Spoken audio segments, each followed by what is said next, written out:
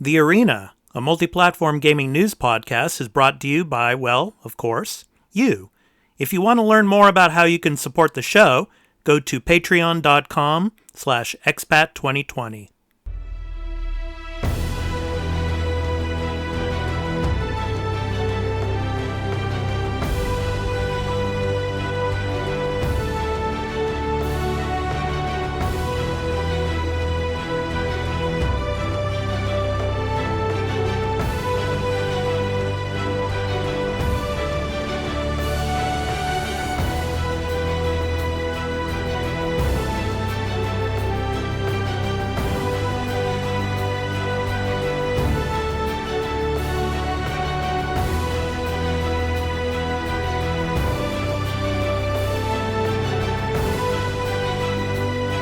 Hello, everyone, and welcome to the Arena Multi-Platform Gaming News Podcast. This is episode 3. I'm your host, Expat2020, along with my co-host, Dan, out there in the UK. How are you doing today? It's hot. Yeah, tell me about it. Yeah, it's like 38 out here in Japan. Yeah. Oh, that's just disgusting. It's like 30. It's actually not that far from here. I think this week's going to be pushing like 35 or something insane. England is ill-designed for such temperatures, so we're all having a really miserable time over here. But Yeah. Well, there's one thing I want to clear up from last week's episode. At the beginning of the episode, I discussed the G4 network. Oh, yeah. And some of the listeners were discussing, especially those listeners that live outside the United States. They were wondering what the G4 network was. Yeah, we don't have that over here. So... I just want to clarify. Yeah. I want to clarify that up. G4 was a TV network that debuted basic cable in the United States in 2002 and shuttered in 2014. And I just wanted to clear that up. And so I apologize if I didn't give a little bit of background on that before. So, because we do have listeners that are outside the United States as well. So, I failed to point that out. So I apologize for that. So anyway, that's nice. So this is The Arena, a multi-platform gaming news podcast. You can listen to us on free feeds, and you can also support our podcast on patreon.com/expat2020, where you can get early access and ad-free listening, as well as other perks. So you can go to patreon.com/expat2020 to check that out. And on podbean.com/expat2020, you can download the free app for iOS and Android, and you can listen for free on that. And I will also be posting the podcast on my YouTube channel at Expat2020 Gaming, so you can check it out there as well. So, Dan. Hello. What have you been playing this week? What have I been playing this week? I tell you what have I been playing? Lots of retro stuff. I've been trying to play my way through Streets of Rage 2. Streets of Rage 2 it's weird. Playing Streets of Rage 2 made me realise that Streets of Rage 3 is literally a carbon copy of Streets of Rage 2. It's quite astounding. But a lot of that, I've not really had that much time for gaming this week. I've been pretty busy with other things. So, now, are you still playing Bus Simulator? I am still playing Bus Simulator. I have a question for you. Yeah. I have a question for you on that. So when you pick up people on the bus, can you actually have conversations with people on the bus? They kind of do, actually. Not with me per se, but they have conversations with themselves and with other passengers. But yeah, it's quite funny. They've got this.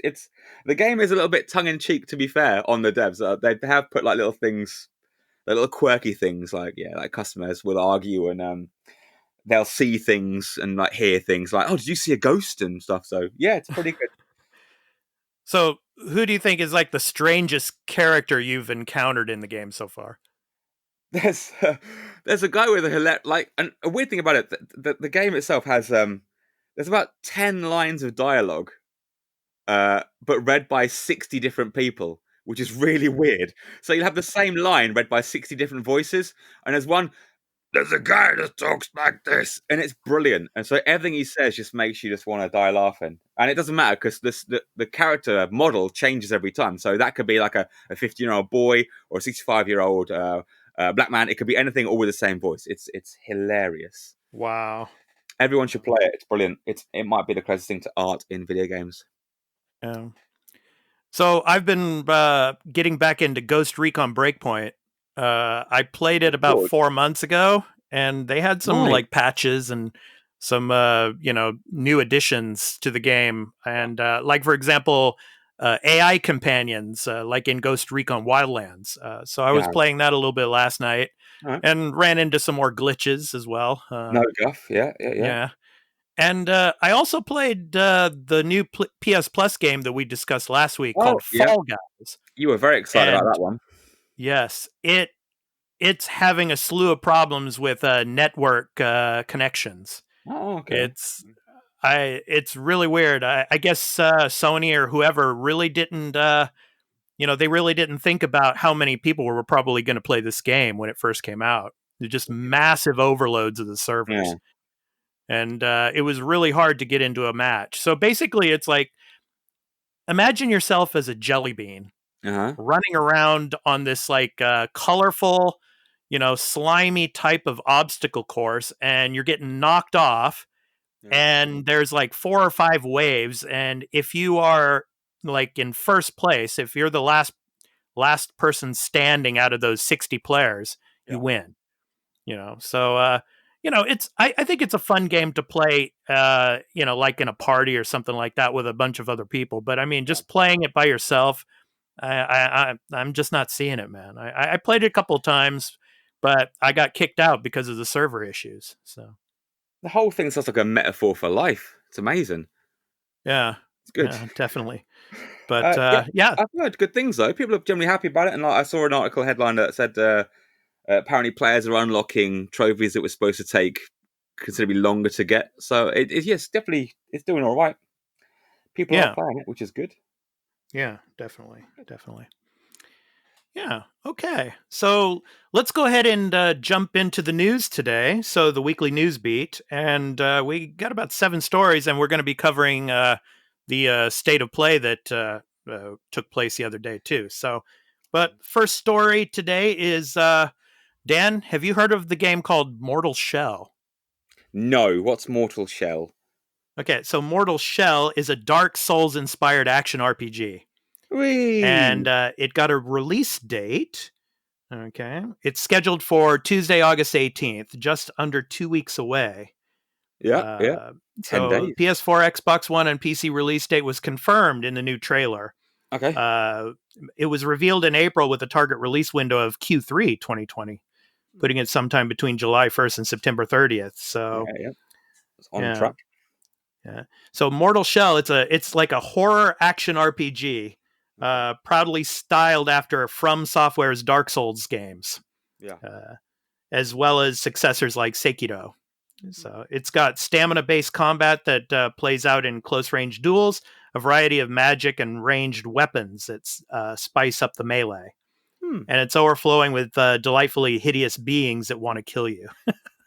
As it So, should be. yeah. So that is coming out soon, What's the actually. I'm surprised you don't know about this game, man. I mean, because you're all into Bloodborne. I mean, this is something that would be right up your alley, man. It might be, but Bloodborne, but it perfected it and therefore killed it. Because nothing will ever be as good as Bloodborne. So if people can make all the games they want. It's not Bloodborne, and Okay. Lord forbid, don't ever From Software. This is from me. Don't make Bloodborne 2. It won't be as good as Bloodborne because nothing's as good as Bloodborne.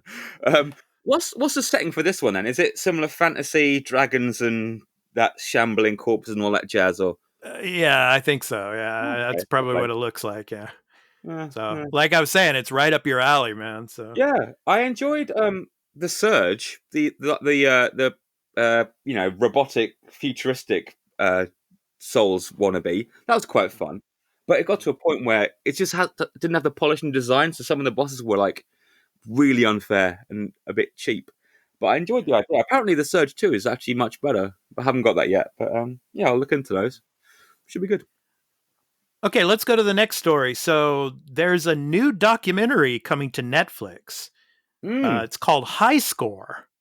So, High Score is a 6-episode Netflix documentary premiering on Wednesday, August 19th.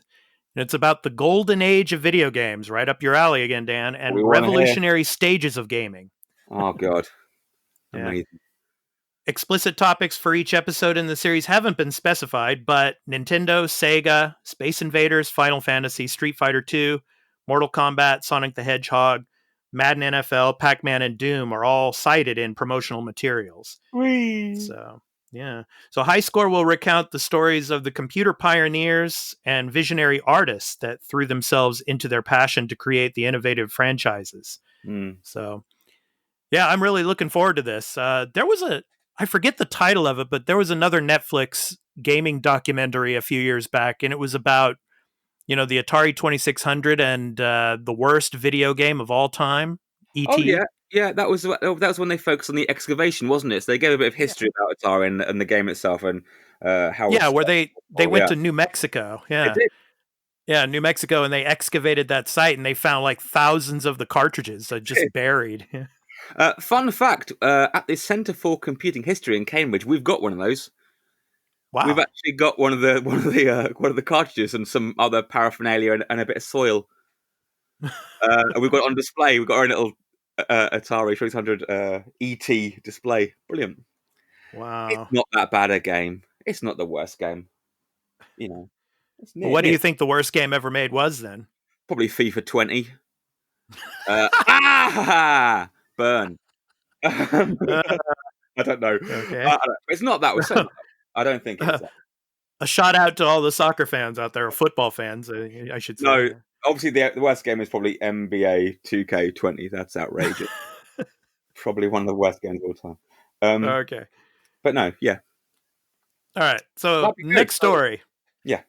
Next story. Sony confirms which PS4 hardware will work on PS5, and this is specifically about the controller. The DualShock 4 won't be supported on PS5 games, basically. Yeah. So many PlayStation 4 controllers and accessories, including racing wheels, headsets, and the PlayStation Move controllers, will work on PlayStation 5, and the game's designed for the next generation console. So Sony confirmed last Monday, but the PS4's DualShock 4 controller will have an important limitation on PS5. Sony's current gen gamepad won't be compatible with PS5 games. And this is interesting because I was reading a story, and Albert Pinello, the former Xbox senior director of console marketing, he was on Twitter and he was criticizing Sony's decision, specifically claiming that, there's nothing about what they are doing that should prevent the DualShock 4 from working on a PS5. But that's wrong, though, isn't it? Well, he's saying, for example, something about this feels off. Technology-wise, they clearly work. Same number of buttons, same layout. Both have haptics, motion, and touch. The only feature on the DualSense is the microphone, and any games needing the microphone could use a headset on the DualShock 4. There's literally no reason the DS4 would not work for all PS5 games. So I don't know. I think this is just another way of Sony making them, a bunch of money off of people that need the DualSense controller to play PS5 games. I don't know. What do you think, Dan? Well, that makes no sense whatsoever. Well, one, you'll get one with the machine. Right. So when you buy your PS5, you'll get a controller. Yeah. So like, what if the controller breaks, or what if you want an additional controller? You have to go buy another. That's the same for anything, though. But if you want additional, you've got to buy an additional controller. But that's also apparently not true, though, because there are features that the DualSense has that the DualShock 4, whatever the current thing's called, hasn't got. That's insane talk. That's desperate. That's desperate Xbox trying to throw shade on the PlayStation 4. That literally makes no sense to me. That's a really weird thing to say. Well, the thing is, I think where he's coming from is that the way, from the marketing perspective of what Xbox is doing, I mean, the current generation Xbox controller is going to work with every Series X game. Brilliant. So that only means they haven't innovated their controller hardware. That's the only difference there. I think that's a really weird thing to say. That's bizarre, but it isn't true. There's no feedback on a DualShock 4. If you press the button, you press the button. Nothing else happens. That's a very strange thing to say. Yeah, And anyway. Sony also confirmed, let me just finish Sorry. this up here, also confirmed that the PS4's PlayStation Camera will be compatible with PS5, but will require an adapter that will be provided at no additional cost to PSVR users. Oh, cool. So Sony says it will reveal how the PlayStation Camera owners can get that adapter at a later date. Okay, that'd be cool. Nice. That's good of him. Yeah. So, at least there's going to be some things that'll be compatible with the PlayStation 5. So. All right. Moving on. So last week at the end of the show, Dan, you said $499. Oh, yeah. Blatantly. That's the price, hopefully. So now everybody's talking about a game of price chicken. Yeah. That's what they're both holding out. Yeah. Who's going first? I mean, yeah. And whoever goes first, the other guy will just take $10 off. So when Sony goes $499, Xbox will go, oh yeah, $489. Yeah. So I mean, the thing is, it's August, and you figure you have at the end of this month, there's going to be some more, shows, especially since Gamescom's not going to, take place this year, so they're going to have like digital events and all that. So you figure there's one more event for Microsoft this month at least. There's probably another PlayStation event because State of Play was just, there were a couple of PS5 announcements, for games, but basically it was PS4, PSVR stuff. Oh, good. So you figure it's got to be at the end of this month that they're going to come out, because you figure they got to get the pre-order stuff, worked out before holiday. I mean, it's probably going to be November when they release. So no, the clock is definitely ticking. Yeah, they want to get a move on with this. Yeah, unless they come out and say, okay, we're delayed until January or February. I mean, because out here in Japan, the PS4 didn't release until February. It didn't. There was a big lag. It's about 3 months, wasn't it, in the end? Yeah.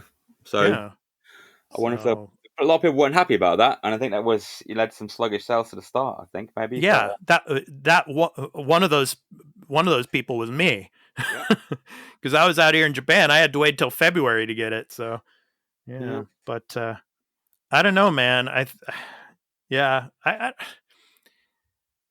think Microsoft's going to have to. They're going to go first, because they're gonna have to, discuss Lockhart, which is going to be the Series S, and that's probably going to be the discless version, and which will probably be around $300.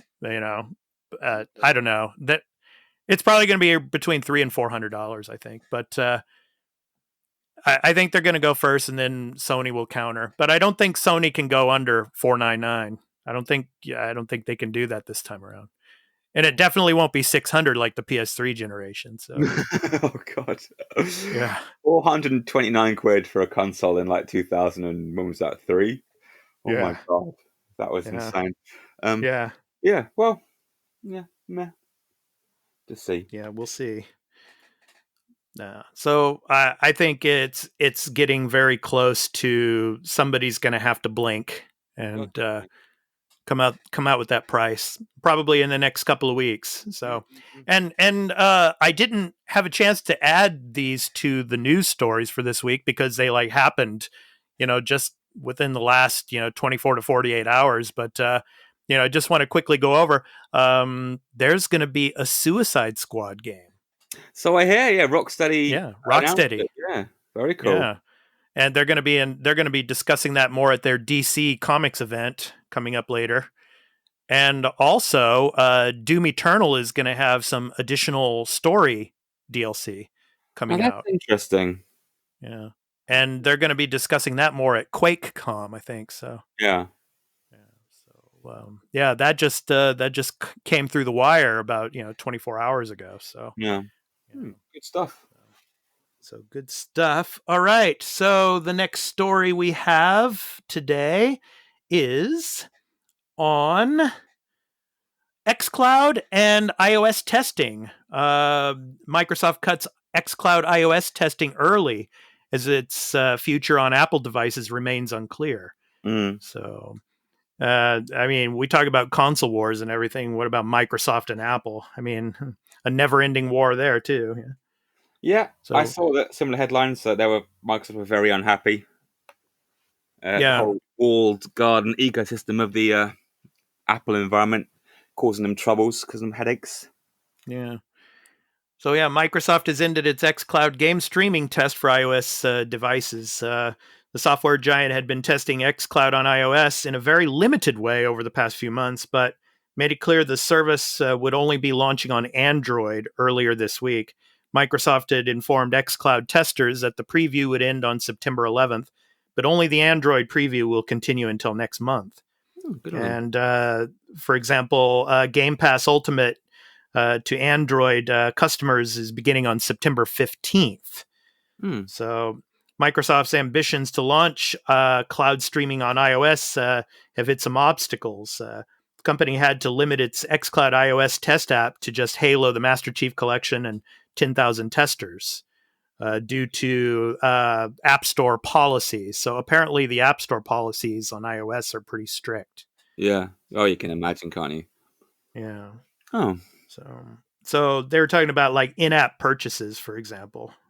Oh, right. So Apple's rules on in-app purchases through its App Store are pretty strict. So whereas I think with Android, Google can bypass that. Sure. So that well, maybe in the future, but it looks like xCloud's not going to be coming to iOS for a while. So that's got to be a bit of a blow. That's got to suck a bit for Microsoft. yeah. Oh, shame. Okay. Next story. This is for Nintendo. Pikmin 3. Dan, did you play Yay! Pikmin 3? I've played 1 and 2. I haven't played 3. That was on the Wii U, wasn't it? It was a Wii U exclusive. Yep. So Pikmin 3 is coming to Nintendo Switch in October with all DLC and a new co-op mode. So this deluxe version will be available in time for Halloween. So it was originally, like you said, originally released for Wii U, actually. In 2013 is coming to Nintendo Switch. And the $59.99 game, so $60 game, Don't get me started. Will include options for co-op play and all previous downloadable content. So, yeah. So I saw an interesting, quite a sycophantic article written by someone actually yesterday. Basically, I can't remember who it was, or I don't really care. But they said that the Switch is becoming a Wii U port machine, and that's great news. And it really isn't, because you're paying $60 for 10-year-old games. Yeah. Welcome to the Nintendo ecosystem. Yeah. Which, I mean, for some games that will fly, but like, I'm not paying 50 quid for bloody Pikmin 3. You're having a laugh. That should be a budget release at best. That's way too niche. I don't know. Yeah. It annoys me like Mario Kart 8 Deluxe was like full price. It was like there's barely any improvements to it. Scandalous. I get it, but I just think, a full retail release of an ancient game is a bit cheeky. Yeah, a bit. Yeah. Okay, on to the next story. So basically, we're going to go over what happened during the State of Play. So they had some cool announcements. Crash Bandicoot 4 was the first that they discussed. Crash Bandicoot 4, it's about time. It's a direct sequel to Crash Bandicoot Warped. It's the first new game in the series in over a decade, and will give you the ability to play through the entire adventure as Crash's younger sister, Coco. Specific moments in the game will also put you in control of antagonists Neo Cortex and Dingo Dial. Yeah, I'm going to play Dingo Dial, man. I can't wait for that. Brilliant. Good stuff. Yeah. Hitman 3. Hitman 3 will include a VR mode. Yeah. So you can play Hitman 3 in VR with missions from previous games in the trilogy when it arrives next January. Yeah. So, okay, that'd be cool. Yeah, looks cool. First person Braid. That'd be good. Sorry. Braid Anniversary Edition is coming in early 2021. Did you play Braid? I played it. I didn't finish it. It's all right. It's good. It's Braid again. Another re-release of Braid. Blimey. Yeah. Getting money's worth out of that, isn't he? Yeah. The classic puzzle platformer. Mm-hmm. Yeah. Yeah. Go on. Sorry. Go on.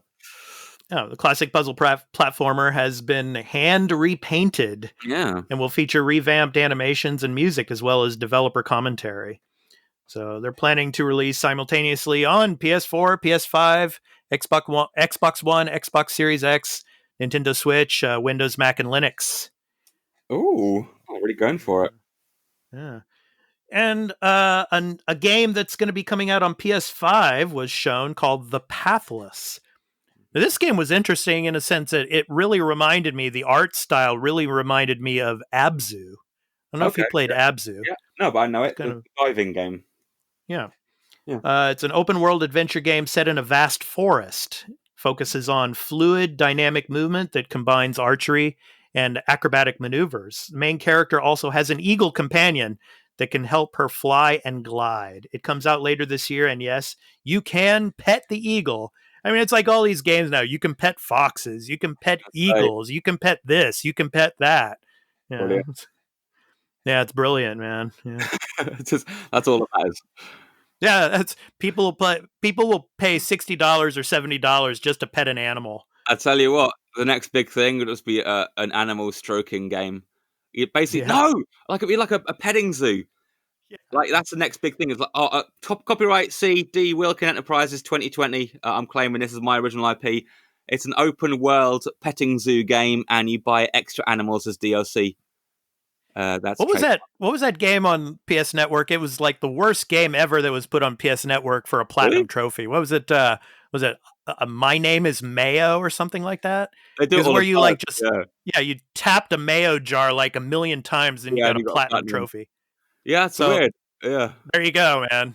You're gonna get a game like that now. You stroke an animal and pet him for like a million times, you get a platinum trophy. It'd be amazing. No, it'd be like we walk around a zoo and like you just stroke all the animals and you give them like little bits of food. Yeah. Oh, I'm gonna be a billionaire. Brilliant. All right, I'll get coding that afternoon. All right, next up, Splunky II. Splunky 2 is more Splunky, but with additional features designed to get newcomers excited. The world of Splunky 2 has been designed to feel more full, according to developer Derek Yu. Okay. And you'll be able to form a family with various explorers you rescue. So it launches on PlayStation 4 on September 15th. So it's coming soon. Yeah. So Splunky. So, for example, Genshin Impact is scheduled for an autumn release on PlayStation 4. Mm-hmm. Eon Must Die and Anno... how do you say that? Mutationem or something like that. Mutationem, I guess, heads to PlayStation 4 in December. So these were some other games that were kind of like indie titles that were showcased as well. They had a lot of kind of like Ni no Kuni art style to them and very Japanese based. So yeah, they just had like maybe 2 or 3 minutes of just trailers for those. And then Bug Snacks. Yeah. So we got our first look at Bug Snacks, which seems like a mixture of Ape Escape and Pokemon Snap. All right. So we'll know more when it arrives on PlayStation 5. So it's a PlayStation 5 title that's going to be coming out holiday season. Really? So a launch title, yeah. Wow, from what I've seen, it looks like a PS4 game at best. All right, fair play. Graphics aren't everything. That's good. Yeah. And then they showed the next episode of VR series Star Wars Vader Immortal. Oh, great. It launches on August 25th. So. Oh, good. Good. That is very close, isn't it? Yes. And this one was, for me, it was the most interesting because I played a lot of it. Control. Yes. Control's second expansion, Awe, will be available on August 27th. I read about this. At the end of the trailer, they showed you a quick glimpse of Alan Wake. Yay! I love Alan Wake. So Alan Wake might actually be in the expansion. Yeah. So I haven't played Control. I want to, but apparently the protagonist from Control goes to Bright Falls, which is where Alan Wake is. Alan Wake should have got a blooming sequel. Brilliant, such a good game. It might. I mean, it might be in the works, and we don't know yet. So, all right, I'll buy an Xbox, whatever the next one's called, just to play Alan Wake 2. Microsoft, if you're listening. And then Auto Chess. Auto Chess is coming to PlayStation 4 on October 31st. So if you're into chess. Nope. Yeah. Cool. And The Pedestrian, a sign hopping Ooh. platformer, will be on PlayStation 4 next January. So that was pretty cool. Yeah. It kind of looked like a maze and jumping, and climbing up ladders and jumping onto another platform, in a city. Yeah. It's pretty cool. Yeah. It looks interesting. Yeah, interesting idea. Should be good. Yeah. Hood, Outlaws and Legends is a medieval PlayStation 5 game launching in 2021. It's kind of funny. It kind of looked like Thief in Okay. a little way when I was looking at it. It kind of reminded me of Thief. Yeah. And Tim Tim, the popular Pokemon clone, is heading to PlayStation 5 next year. Yeah. And then finally, there was new PlayStation 5 gameplay footage of Godfall. So Gearbox Software's next loot-based adventure developed by Counterplay Games launches this holiday season. It was very funny. The director of the game, he was on at the very beginning of the trailer, and he had to make sure everybody knew that this was not Halo Infinite's mistake by saying, "We just want to let everybody know that this is a work in progress." Brilliant. Yeah, it's fair. So, yeah, I'm sure Sony was probably saying, say that, say Yeah, it's a work in progress. Yeah.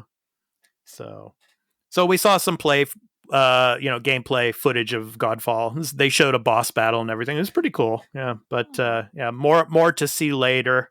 Yeah. They will be showing more of that. So, yeah. That's good. So that was the state of play. Do you have anything to add to that, Dan, about state of play? Particularly, it all sounds fine. It all sounds nothing particularly overwhelming, was there? No, not really. I don't think so. No. I mean, it wasn't great, but it wasn't bad either. It was, it was an average showcase of, some games that are going to be coming. I was excited for Controls, DLC. Yeah, me too. I might actually buy Control now. Have a go at that. Looks fun. Okay, it's time for topic of the show, Dan. So this week and every week we discuss in depth a topic that is, one of the biggest stories of the news for the week in gaming. And this week, of course, is the story of console exclusivity, particularly for third-party games. Yeah. And before we get into it, I want to read a listener question from the one of the Discord communities that I've been discussing during the podcast. It's called the Community of Gamers. They're really nice people, and they have a really great Discord server. And one of the members of the Community of Gamers, his name is Subpar Quizam. His question for us for the topic of the show was, with the recent announcement of Spiderman being an exclusive character for PlayStation in Marvel's Avengers, what are your thoughts on this? And more to that, what are your thoughts on exclusive content in games that come to multiple platforms?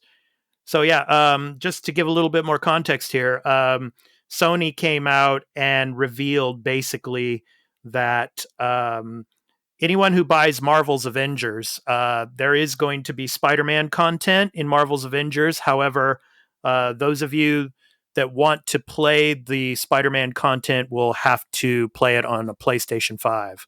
And that it will not be coming to Xbox or PC. So, Dan, what are your thoughts on this? Well, I mean, I get it. I get why. I mean, that's a massive blow for anyone who's not going to buy a PS or hasn't got a PlayStation. Obviously, Spider-Man's a fan favorite, but then Sony owns Spider-Man. Yeah. So, but it's nothing new, this whole thing. I mean, it's been around forever since we've had consoles has been around. Mm-hmm. The only time I remember it being the first time it ever really got to me was I think it was Soul Calibur 3 or 3 maybe back in the day, back in the GameCube, Xbox and PS2 days. Each version came with a special character on the fighting game. So the GameCube had Link, the PlayStation had something else. But the Xbox, I think, had like Spawn. And I was like, oh, brilliant! I want to be Spawn, but I was a GameCube game, and I remember being like, oh, this is rubbish. It's not fair. Yeah. But what can you do? Like this is this is capitalism. This is how it Well, works. there's nothing we can do. Yeah, Yeah, if it's something you have that the other people don't, you're going to make damn sure that you use that to push yourselves forward, and it right. sucks. But Yeah, I mean, in a perfect world, every game would be on every system, every ecosystem. Yeah. But we don't live in a perfect world. But then again, we don't have to like it. It's not that we can change anything, but we don't have to like it. You know, it's. I guess ultimately, people can speak with their wallets. There's that, Yeah. But then, I mean, it wouldn't have been that hard. I mean, Sony could have gone right. We own Spider-Man. You want Spider-Man in this Avengers game. Here's a license for it. But of course, that's not the point because software drives hardware sales. Yeah. So if you want more people to buy a PS4 or PS5, they're gonna have to buy them to play Spider-Man. So I get it. It's never going to go away because there's no reason for it to.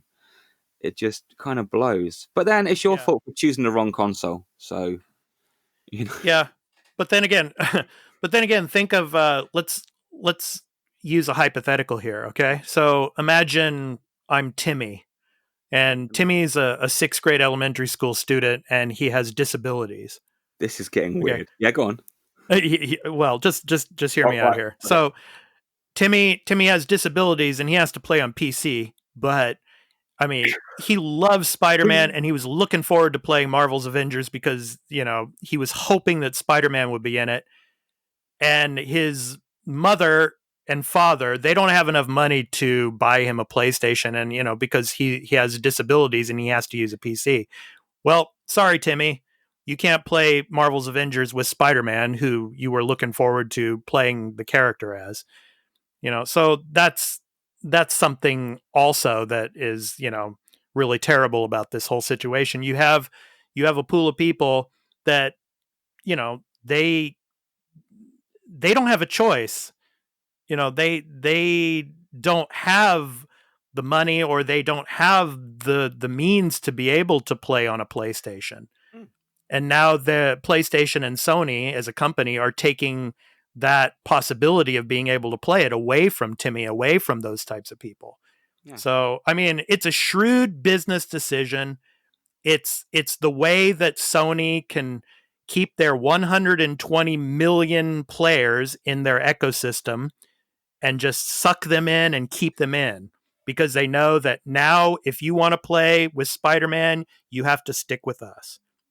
You know? Yeah. So, yeah, like I said before, I mean, in a perfect world, everybody would be able to play it everywhere, but it's not a perfect world, and it's capitalism, like you were saying, you know. But it sucks. It does. It really does. And also, I want to talk about not only Spider-Man now, but it turns out that Spidey is not the only part of the game that's only on PlayStation 4 and 5, to the point where you wonder why Sony didn't just sign the whole thing up as an exclusive. You know, that's another thing. Why didn't Sony just make it an exclusive? So anyway, there were also some reveals that many cosmetic outfits for characters will also be timed exclusives. And there will also be special in-game events and rewards only for the PlayStation versions. Okay. So, yeah, I mean, they should have just made it an exclusive. Just like, you know, Spider-Man's an exclusive to PlayStation. Marvel Avengers, they should have just bought it and, you know, made it an exclusive for PlayStation. But I don't think they need to. They didn't need to make it exclusive because they've got Spider-Man. So they've made it exclusive without paying the royalties, without buying out the entire IP. It's actually quite a genius move. So they got it on the cheap. They've got a console exclusive on the cheap. It hasn't cost them anything. Brilliant. Well, here's another genius move that hasn't taken place yet, but just think if this happens. Okay, your Xbox, and just think if this WB acquisition goes through. Ugh.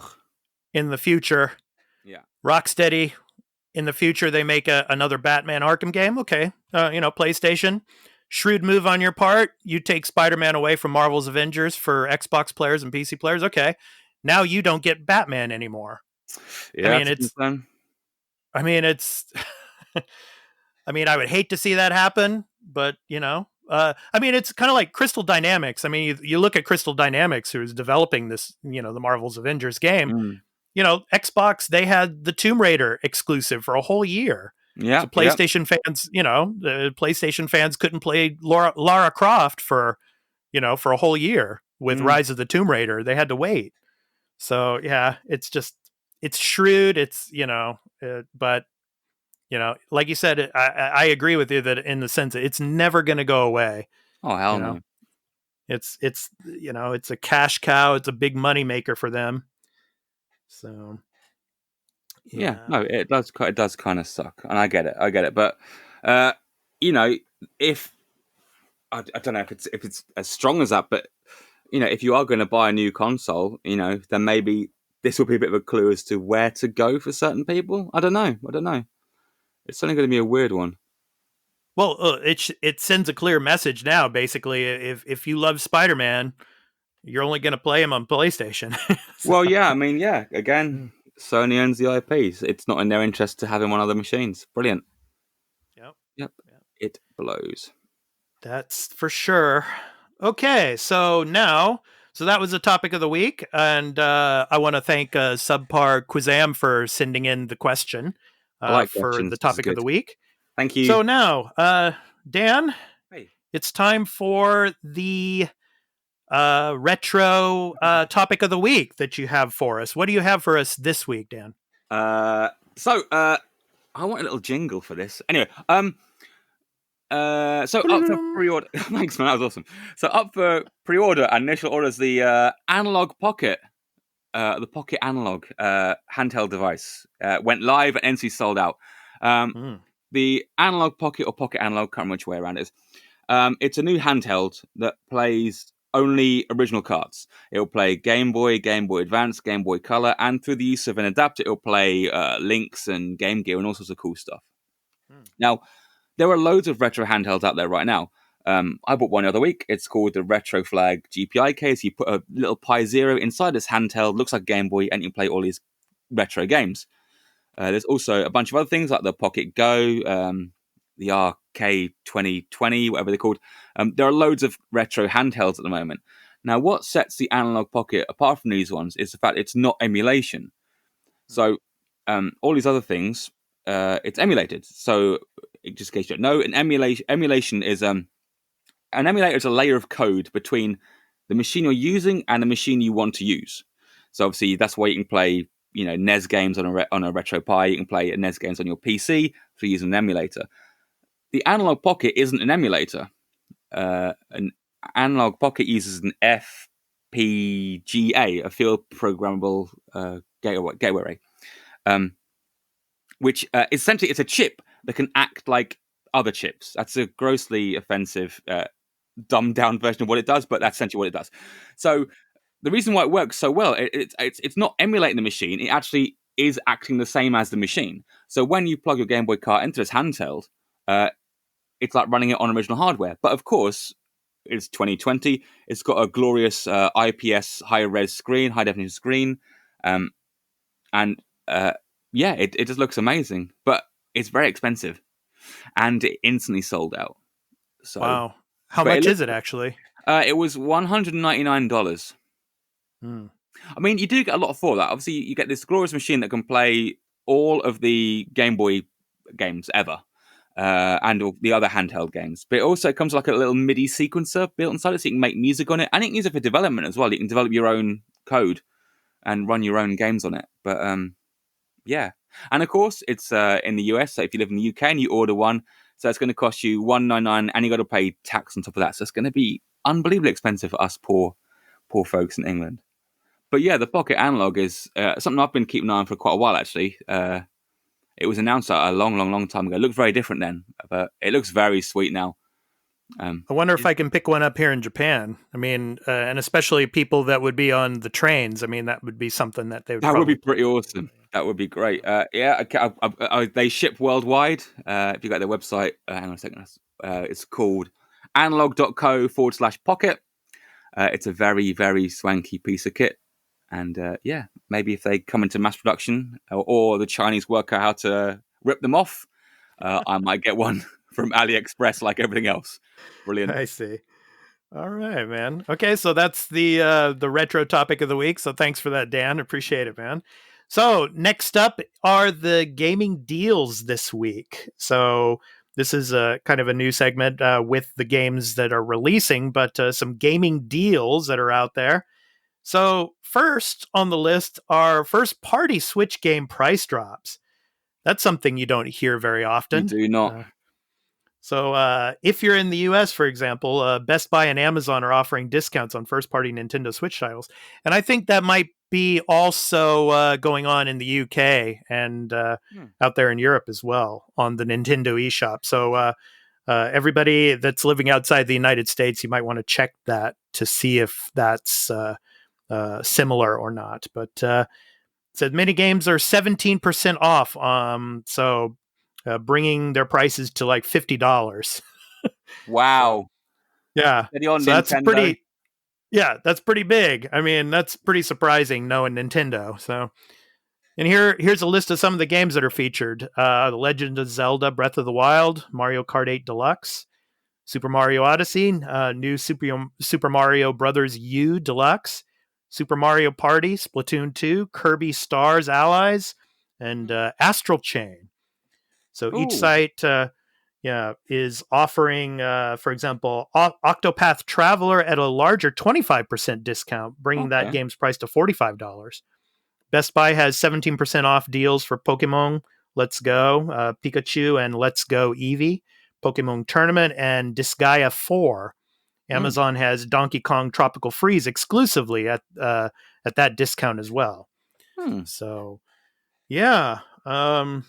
So if you haven't played any of those titles, I highly recommend Zelda Breath of the Wild and Mario Odyssey, Super Mario Odyssey. If you haven't played those titles yet, here's your chance to get them at some sort of discount. Can we just take a minute? Like, Nintendo posted that they've made like 10 years worth of profit during the course of the pandemic. They've made so much money in the last 4 months, and they're like, oh, here, have £3 off a game. Yeah. It's like, come on, everyone who's gonna buy these games has already got these games. Take 20% off, you cheap swines. Outrageous. Yeah. Yeah. Capitalism is lovely, isn't it, Dan? I don't know. I don't get it. Like, Nintendo are shameless. It's like, geez, you've made your money. Just take some cash off for people. I don't know. Yeah. Okay, next, the PSN Summer Sale. Over 450 PS4 games are on sale for, for like some of them actually for like $2. Yeah, so for example, here the Star Wars Jedi Fallen Order is only $30. Good game. Marvel Spiderman Game of the Year Edition, $20. Yeah. So this is the phase 2 portion of the PSN summer sale. That means you'll find an influx of new digital deals, some of which landed in this morning's roundup. So, for example, Final Fantasy VII, Doom Eternal, World War Z, Call of Duty Modern Warfare, and many others. Sale will still wrap up on August 19th, but there will be loads of new deals available when you launch the PlayStation Store on your console today. So, some of these deals might be a little different depending on the region that you're in. So please check your PSN store. But nonetheless, the huge summer sale going on right now. So please take advantage of that. Yes. Yeah. I think Control's in the sale as well. I think it's like about 20 quid, I think. So I might, but then I don't like digital. So I have to see. I have to think. Yeah. The Witcher 3 is actually $12. God, bargain. Such an amazing game. Yeah. So it's regularly like over $30. So amazing. Yeah. So over 450 plus titles. I mean, it's from like $2 and up. I mean, it's amazing. Yeah. And finally, for this segment here, the Game Pass games coming in August. For example, Darksiders, actually not for example, definitely. Darksiders Genesis is coming to console, as well as Man of Medan, which is coming to console. Also, Man of Medan is kind of like the, Until Dawn. Until dawn, yeah. Yeah. So and the second episode is supposed to be coming out in the fall, I think. I think they're getting on for now, and they're made of. I can't remember what it's called.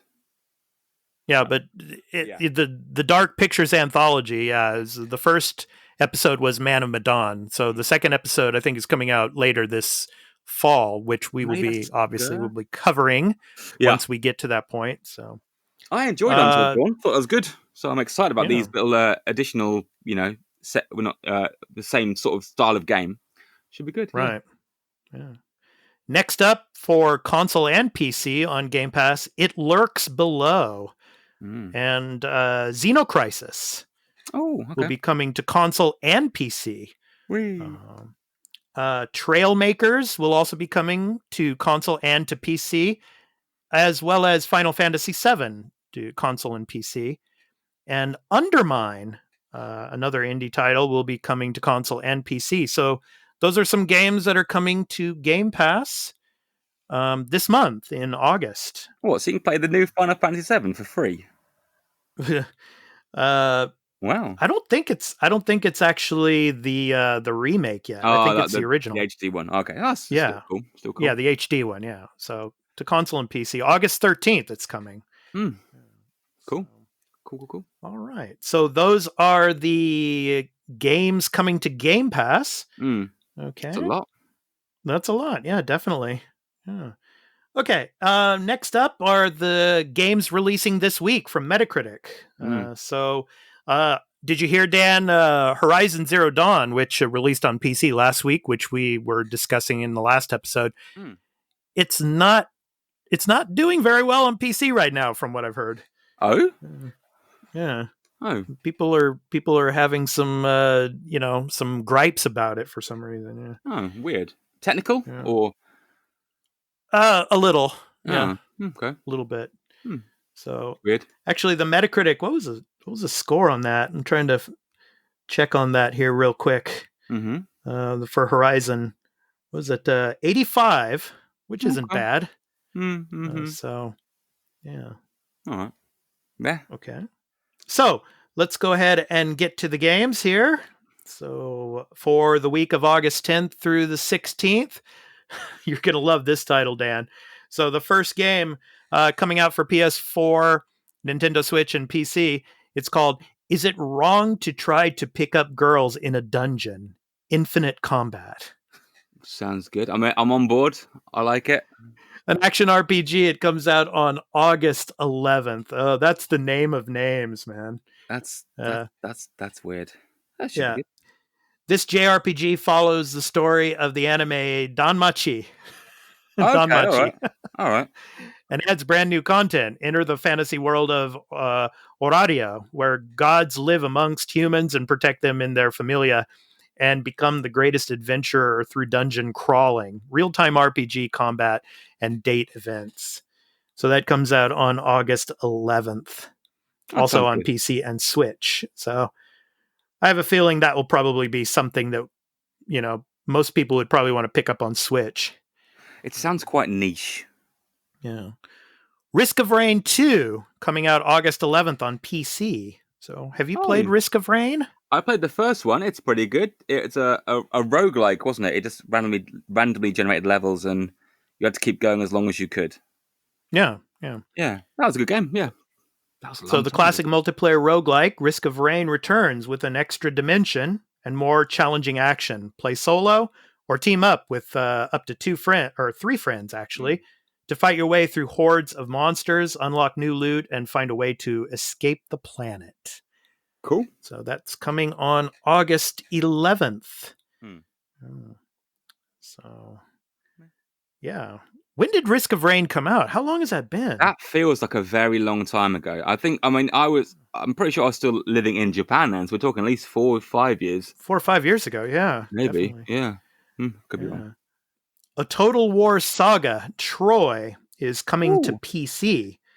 Okay. So, A Total War Saga, Troy is the first in the award-winning strategy series to focus on the Bronze Age Mediterranean and the legendary 20-year conflict between the kingdoms of Troy and Mycenaean Greece, known as the Trojan War. So that comes out on August 13th from Sega Soft. So, yeah. Cool. So, yeah, wonder if you can play as Achilles. Maybe. He'll be your hero. Your hero character. Yeah. And finally, UFC Sports, EA Sports UFC 4, sports fighting game for PS4 and Xbox One. It is going to be coming on August 14th. Mm-hmm. So in EA Sports UFC 4, the fighter you become is shaped by your fight style, your achievements, and your personality. Develop and customize your character through a unified progression system across all modes. Go from unknown amateur to UFC superstar in the new career mode. So that comes out on August 14th. Okay. So my pick of the week, I think I would go with Troy. For on PC, because of course, I'm interested in history, and you like your history, yeah. I'd love to, play the Trojan War. Mm-hmm. I wonder if there's going to be a lot of strategy elements in that game too. It'd be interesting, but what's your pick, Dan? The waifu dungeon simulator thing. That sounds interesting. Is it wrong to try to pick up girls in a dungeon? That one, huh? Yeah, I don't know. Well, it's interesting because and you said JRPG, and it's like good because if it's like an actual JRPG and not a wannabe Western JRPG, that's pretty cool, I suppose. But out of all those games, that's the one I'd probably be mildly interested in playing. Cool. Yeah. Cool. All right, so those are the games that are coming out this week. So now we're going to do a segment called Listener Questions. So actually, now that the podcast is up and running, we've been getting some questions and comments. So I'm going to read off a couple of questions, and both of these questions actually, once again, come from the community of gamers. It's a Discord server with some really good people in it, and great bunch. They're into many different platforms of games, and a lot of them are Twitch streamers as well. So the first question comes from Kirak. He's a member of the community of gamers, and he says, I remember hearing talk about a rumored price increase of $10 on all AAA titles in the next console generation. Yeah. Is it justified, considering microtransactions? Will what we get out of next-gen games be worth the price hike? So, Dan, I'll let you take this one first. Go ahead, man. No. Not at all justified. It's interesting to note, actually, the first people that came out to say this, and the game in question was NBA 2K21. Yeah. That was how they were framing this. They're saying, it's going to be $70. Mm-hmm. And then you realize, well, hang on a minute, that's going to be chock full of microtransactions. So there's absolutely no justification. And it kind of annoys me because I've had this conversation a few times about how the cost of games hasn't risen much since the 80s. And it kind of hasn't really. It's been constantly $40, £40, whatever, throughout the ages. There are a few problems with this. One, more people are playing games now than ever. So more people are buying games than ever. So there's more money coming in. Two, the staggering amount of middleware that takes the stress off devs, like Unreal, Unity, these game engines are doing so much of the heavy lifting for people now. And it's not, that's not a cuss. They're amazing things, and people do need them to make amazing games. But all the money that you would have spent into making your own custom engine is gone now. And there's middleware for everything. There's middleware for animation. There's middleware for game design. There's middleware for art assets. There's middleware, the little programs that a company can buy to make their life easier for every aspect of gaming now. So the fact that we're going, to make NBA 2K21, we need a staff of 6,000 people working 24 hours a day to make this game exactly the same as NBA, the last one. It just doesn't hold water for me. It doesn't, and then you factor in things like the CEOs for these companies giving themselves yearly bonuses of 5, 6, 10 million a year. Right. No, that doesn't work. That doesn't fly. You can't say, I'm sorry, the games cost more to make, They're going to be $70 each. Give us more money. And well, I think it's a chance for them to make more profit. well, Yeah. this is it, and for their shareholders and their mates, it's not the developers aren't getting this money. Don't you believe it for a second? The guy who's coding the game, the guy making art assets, isn't seeing a penny of that extra $70. Don't even pretend. It's insanity. But yeah, and they're actually crunching more. There's going to be more crunch time. Yeah. Yeah, so I don't buy it. What will be interesting to see, because I genuinely think you're going to see this. I think the first wave of games will be $70. The launch titles will all be $70. Like within the first year of launch. Yeah. I don't even think it'll be that long. I think they'll be like, why is no one buying these games? And the first wave will be $70 or £60. And the second wave definitely will not be that. The second wave. You actually think people are not going to buy these games? No. Like I'm quite an old crotchety man. I've got a bit of money. I don't have any kids, so I can spunk away loads of cash on games and do. Yeah. I'm not gonna pay £60 for a game. I'm not right now. I refuse to pay £50 for a game. It's not happening. I'll wait 6 weeks and get it for $35. But that's just me. But I genuinely think they're going to try it. The first launch will be 70, and after that they'll be like, oh yeah, no. Yeah, I'll be interested to see what the numbers are within the first 6 months, sales figures. Because I mean, factor in the fact that you've just spent possibly $500 on a new machine, and then like, oh yeah, we want £70 for NBA, and you're like, I'm not paying you $570 to play freaking NBA 2K21. It's not happening. So I'd be very, very, very surprised if this happens. I think some people are going to try it. EA is going to try it. And I think, but anyone with a half a brain will be like, no, that's not. What was it with Destiny? I think Bungie. I think after they, their exclusivity deal, I think they pulled out of doing all that transaction stuff too. All I right. think. Yeah. Yeah. But yeah, the pandemic too. I mean, is another factor in all of this too. I mean, I don't know if there's going to be a lot of people that are going to be able to fork out $70 for a game now. Yeah, that's going to be a big concern for them coming up for Christmas. We'll see. Yeah, who's got the cash left to buy it? But what do you reckon about this? Is it justified? Do you agree with it? I agree with everything you said on this one, man. I don't think it's justified. Yeah. But of course, let's move on. Okay, yeah, sorry, go ahead. I was going to say another thing. Like, no one asked for this. No one asked for a game to be made by 15 studios across the world, employing 8,000 people. Yeah. Again, we could scale this down. You can make just as amazing games with a workforce a fraction of that size. I generally think it's slightly disingenuous where they're getting the ideas for this price rise from. Anyway, sorry, go on. Okay, yeah. So let's move on to the next question, and it comes from Dano420 Toker in the community of gamers. Dano420 Toker. Yes. He says, how do you guys feel about video game companies making all these remakes? They are essentially recycling old games and making a huge profit. I am the demographic they are aiming for because I have bought them all. Laugh out loud. Same here. No. So, Dan, take it away. I know you got a lot to say about this one, man. Yeah. No, this goes back to our argument earlier about the Switch being a Wii U machine. Yeah, a porting machine. Yeah. Yeah. I get that to a degree because the Wii U games didn't sell particularly well. Again, the price annoys me.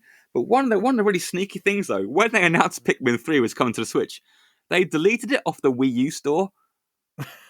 so they're like, oh, Pikmin 3 is coming out, and you're like, oh yeah, I've got a Wii U. I remember that game. I've got to spend $60 on a 10-year-old again. Game. Yeah. No, I get it. I'm the same. I like a lot of these things, a lot of the remakes. I recently played Medieval. That was quite good. No, I get it. I like it. Obviously, I'm a retro player, so I like playing these games. Again, I'm not too fussed about graphical overhauls. I'm happy just for an increase in resolution and performance. That would do me just fine. But no, I get it. What do you think? Hey, man, I mean, this comes back to the wallet issue. I mean, if you got the money Yeah. and if you're willing to spend it, Mm. hey, man, and they're going to continue to do this as long as people buy them. Mm. So, I mean, yeah, I mean, the graphical fidelity, it's gonna get better. You know, I don't know. I mean, next generation is going to be interesting because, you're going to start having PS4 games that are, Yeah. possibly going to be remade. Well, we already I mean, know who's that, going to buy those? yeah, me. I mean, it's going to get to a point where, I mean, I can understand from a retro point of view. Mm. A lot of these games that came out 20 plus years ago, that are being remade. It's kind of like for some people, it's reliving their childhood, things like Yeah. that. But now you're getting games that you're not going to see much of a difference. And why am I paying $60 or maybe even $70 Mm. to buy this over again? Yeah. I don't know, man. But from the retro point of view, I mean, from games back in like the 90s or in the early 2000s, hell, a lot of people, they got the money. If they can afford it, Mm. if they can take that money out of their wallet and pay for it, they'll do it, especially if it's disposable income. If Mm. you've got the disposable income, they're going to do it.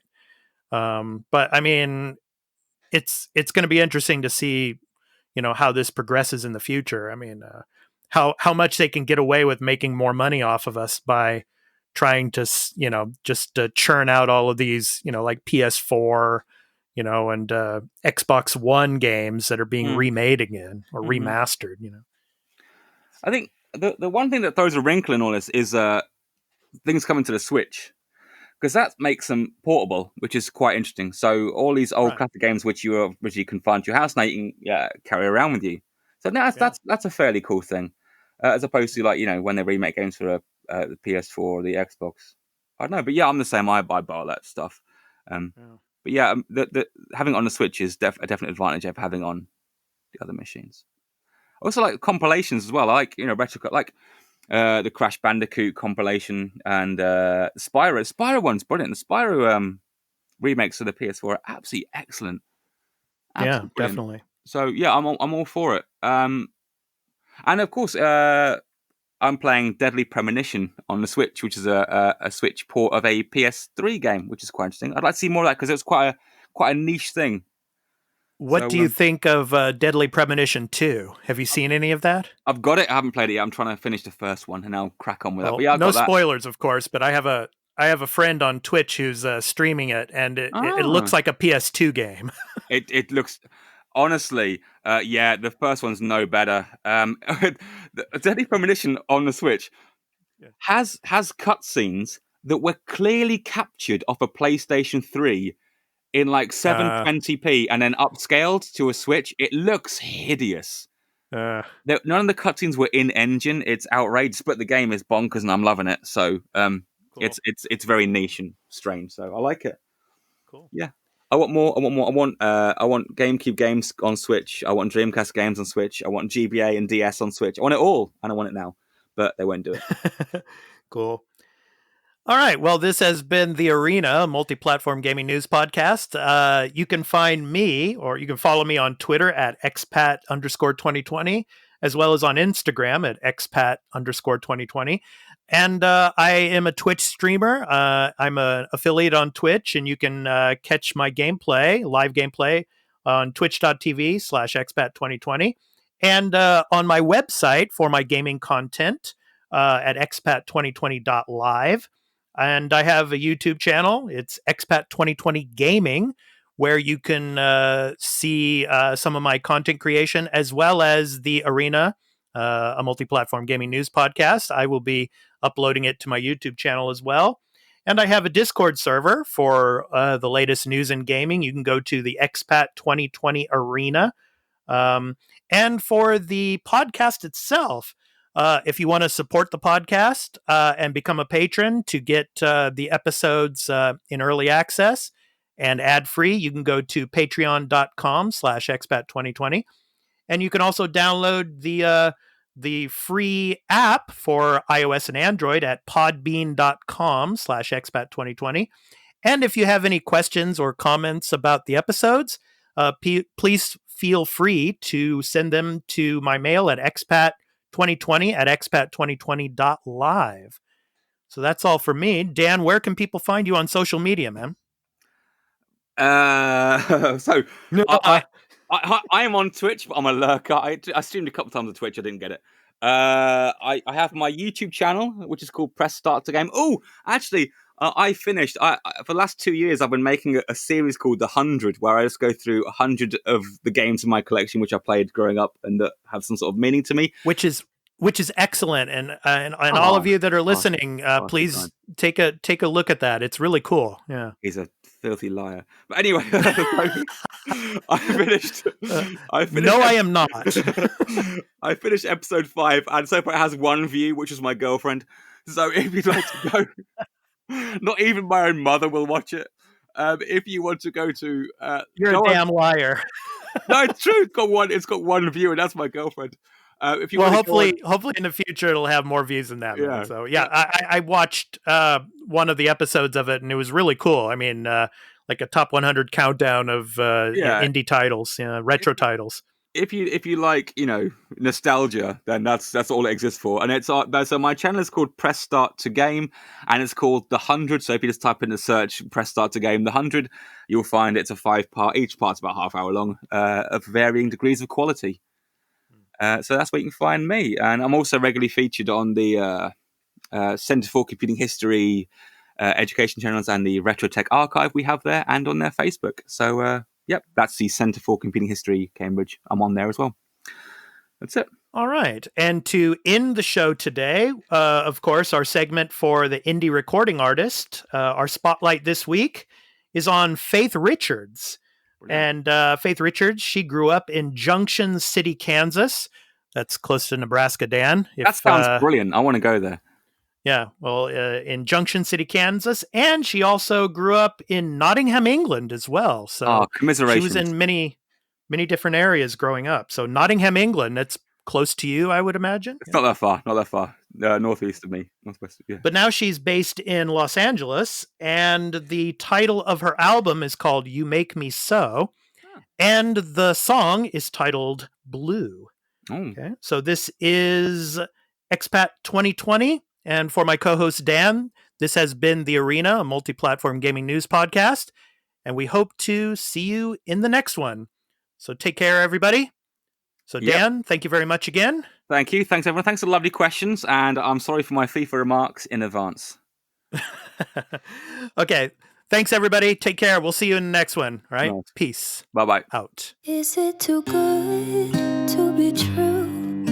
I want this so much, but don't know if I can trust you. My mind's racing fast, trying to find the red flags I'm used to. All these green lights, are they coming too soon? Caught between red and the green and you. I'm stuck in the blue.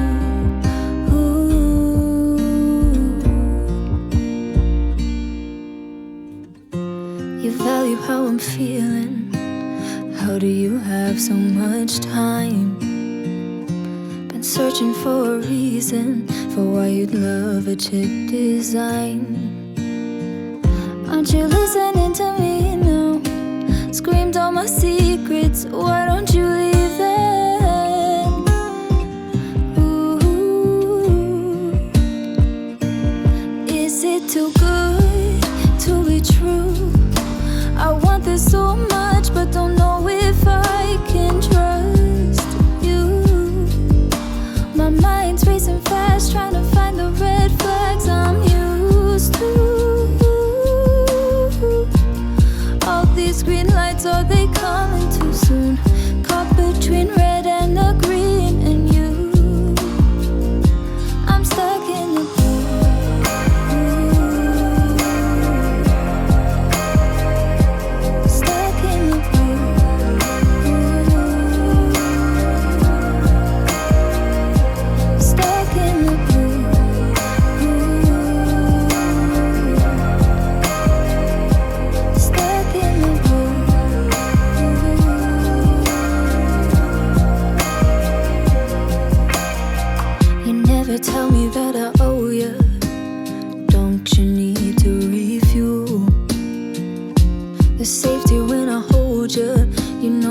exactly what to do.